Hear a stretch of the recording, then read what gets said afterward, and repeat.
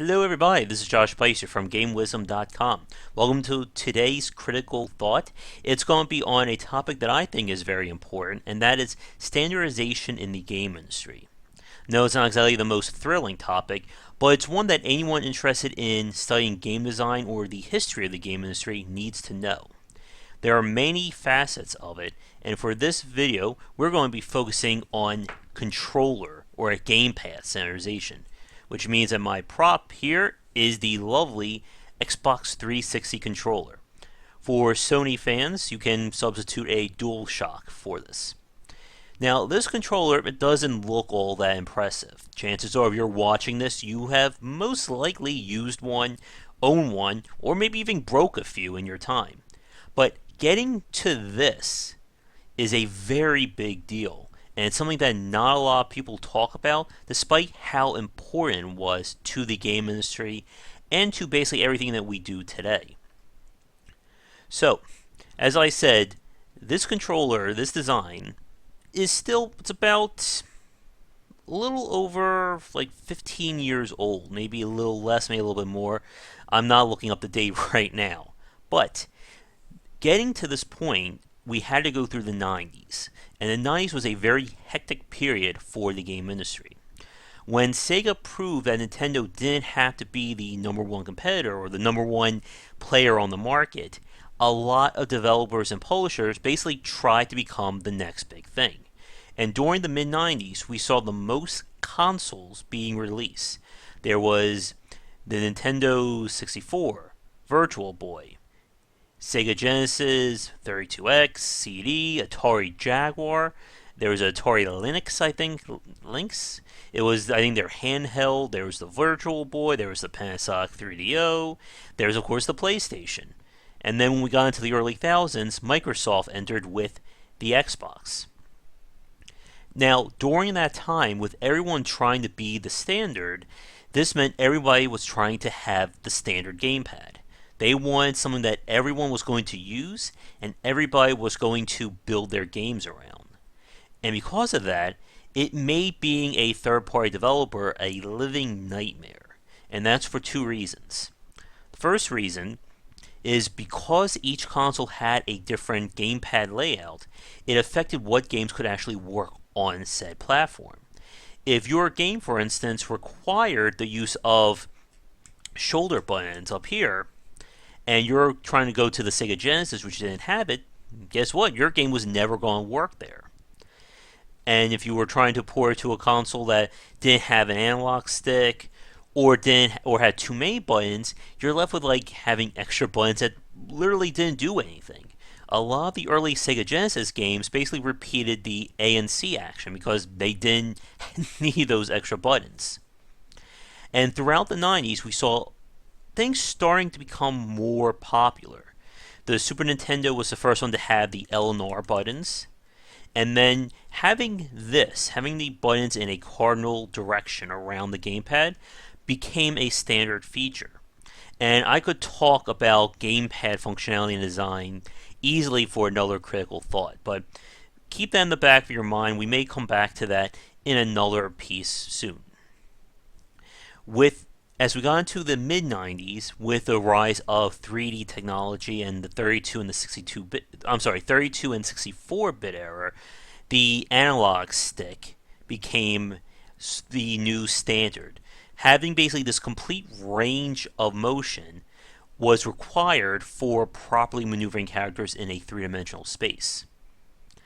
Now, Nintendo still went very weird with their gamepad. The N64 control had like the three sticks or the three, I guess, out pieces for you to grab onto.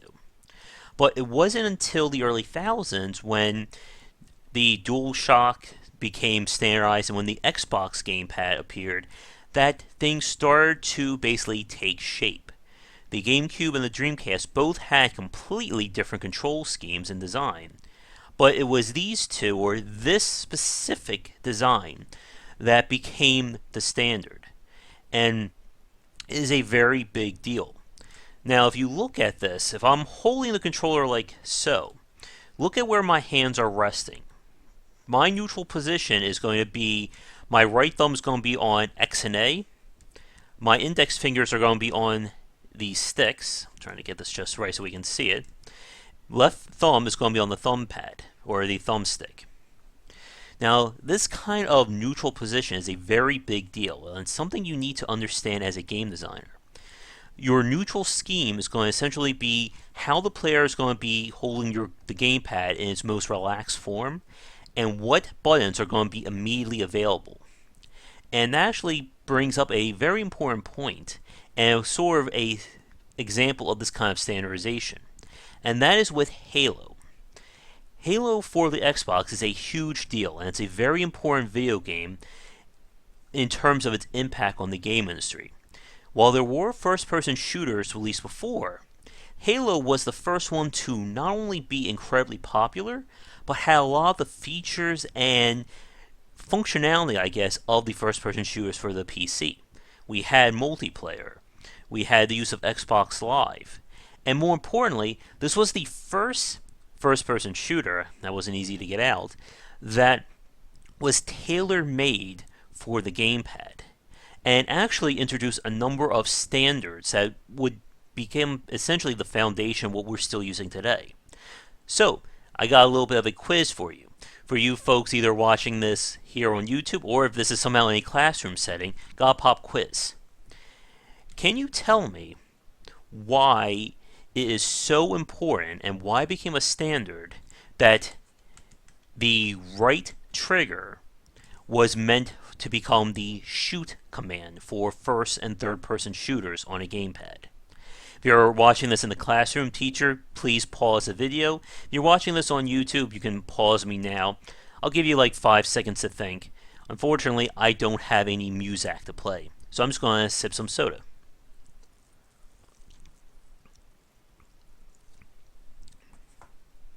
Maybe I should have these quizzes in more videos so I can have an excuse for a drink break. So, if you haven't figured it out yet, there's 2 reasons why. The first is that it is part of the neutral scheme, or the neutral position. Your hand is going to naturally gravitate towards this right trigger, which means that the player doesn't have to shift their hands or their finger position in any way in order to shoot. And shooting in a first-person shooter, obviously, is a primary action. You want that to be as easy and as effortlessly as possible for the player to pull off. The other reason, the more understated reason for this, is that if you notice, my left hand, if I can turn this just right, is going to be constantly in use of motion, moving and trying to get my guy around. That means that the right hand is basically responsible for anything relating to action or shooting. So, if I can get this in the picture just right, my right hand is going to be pushing the shoot, and it's also going to be pushing the right analog stick for moving around, or aiming, I should say. The reason why that's so important is because it's essentially designating commands to both your hands. So my left hand, even though it's in reverse because of the camera, is going to be doing all the movement-based stuff. My right hand is going to be doing all the action. This is another layer of basically being able to tie actions to something to make it easier to learn. It's why the cardinal directions are so important. Being able to assign things so you know the A button or the bomb button does this, or X and B does that. It's what the paper doll interface of the Assassin's Creed series was used for. It's also what the Souls series is used for as well, with the right side or the right trigger and bumper used for your right hand, left trigger and bumper for your left.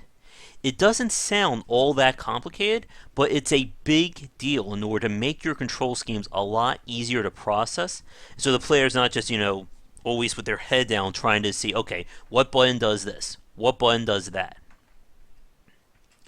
And the importance of the gamepad and its role in the game industry has been to make it a lot easier for more people to play video games.